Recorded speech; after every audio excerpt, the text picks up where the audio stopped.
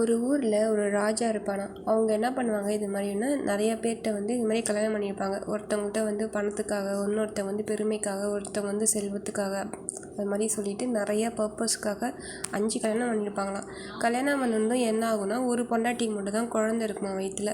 அப்போ என்ன பண்ணுவாங்க, அந்த குழந்தையோட இருக்கிற அந்த ஒய்ஃபை தூக்கிட்டு போயிட்டு என்ன பண்ணுவாங்கன்னா, அந்த ராஜாவுக்கு வந்து எப்படின்னா அந்த குழந்தைங்களாம் பிடிக்கவே பிடிக்காது. அதனால் அந்த ஒய்ஃபை மட்டும் கூட்டிகிட்டு போய் யாருமே இல்லாத ஒரு இடத்துல வந்து என்ன பண்ணுவாங்கன்னா, அந்த வீட்டில் அப்படியே இருக்க சொல்லிவிட்டு இதோ வந்துடுறேன் அப்படின்னு சொல்லிட்டு என்ன பண்ணுவாங்கன்னா, அந்த ராஜா அந்த இடத்த விட்டு வந்துடுவாராம்.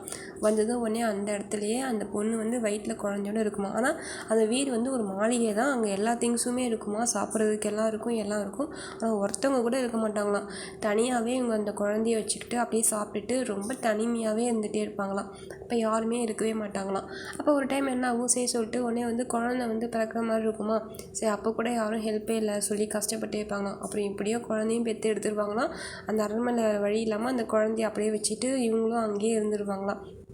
ஏன்னா திருப்பி அந்த நாட்டுக்கு வரணும்னா, திருப்பி நம்ம யாருக்காவது வரணுன்னாலே நம்ம யாராவது வந்து கூட்டிட்டு போனால் தான் முடியும், தனியாக வர முடியாதான். ஏன்னா அங்கே 7 கடல் 7 மலை தாண்டி அது மாதிரி கூட்டு போய் விட்டுருப்பாங்க. அதனால் வேறு வழி இல்லாமல் அங்கேயே தங்கிடுவாங்களாம். வெறும் சிங்கிளாக இருந்து அந்த குழந்தைய அழகாக வளர்த்துருப்பாங்கன்னா, ஒரு பையனாக சூப்பராக அழகாக வளர்த்துருப்பாங்க.